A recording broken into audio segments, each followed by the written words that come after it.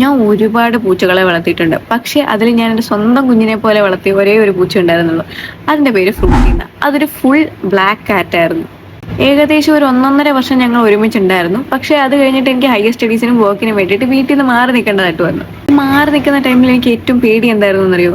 ഞാൻ ഇല്ലാത്ത സമയത്ത് നിങ്ങൾക്ക് എന്തെങ്കിലും അസുഖം വരുമോ, ആക്സിഡന്റ് പറ്റുമോ, മരിച്ചു പോവോ എന്നൊക്കെയായിരുന്നു. അങ്ങനെ എനിക്ക് ഒരു ദിവസം ഓഫീസിൽ ഞാൻ ഇരിക്കുന്ന സമയത്ത് എൻ്റെ അമ്മ എന്നെ വിളിച്ചിട്ട് പറഞ്ഞു, ഉച്ചയ്ക്ക് വയ്യ, അത് മരിക്കാറായി, അതിനെന്തോ അസുഖം പിടിച്ചാണെന്ന് തോന്നുന്നു.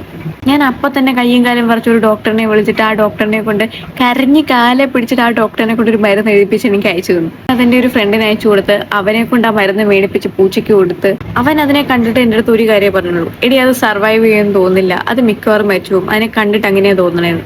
അപ്പോഴും വിഷമം കടിച്ചു പിടിച്ചിട്ട് ഞാൻ പറഞ്ഞു, ഇല്ല സാരില്ല, നാളെ ആകുമ്പോഴത്തേക്ക് ശരിയാവും, മരുന്ന് മേടിച്ചു കൊടുത്തില്ലേന്ന്. അടുത്ത ദിവസം രാവിലെ ഞാൻ എണീക്കുന്ന എൻ്റെ അനിയന്റെ വോയിസ് നോട്ട് കേട്ടിട്ടാ, എടി ഫ്രൂട്ടി ചത്തു.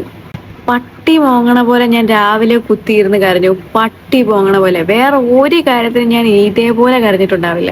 അതേ ദിവസം എൻ്റെ ഒരു റൂംമേറ്റ് ഉണ്ടായിരുന്നു. ആ റൂംമേറ്റിന് ഒരു പൂച്ചയുണ്ടായിരുന്നു. ആ പൂച്ചേനെ കാണാതുമായി.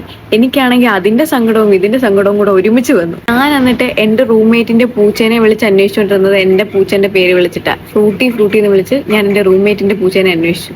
പക്ഷെ പ്രശ്നം ഇതൊന്നുമല്ല.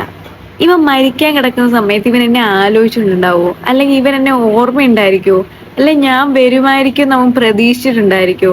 ഇതൊക്കെയായിരുന്നു എൻ്റെ ചിന്ത കുറെ നാളത്തേക്ക്. അതുകൊണ്ട് തന്നെ ഇപ്പൊ ഒരു പുതിയ പെറ്റിനെ മേടിക്കോ അല്ലെ പുതിയ പൂച്ചനെയോ പട്ടീനെയോ മേടിച്ച് വളർത്താൻ എനിക്ക് ഭയങ്കര പേടിയാ. ലൈക്ക് അതിനുള്ള മനക്കെട്ടി എനിക്കില്ല.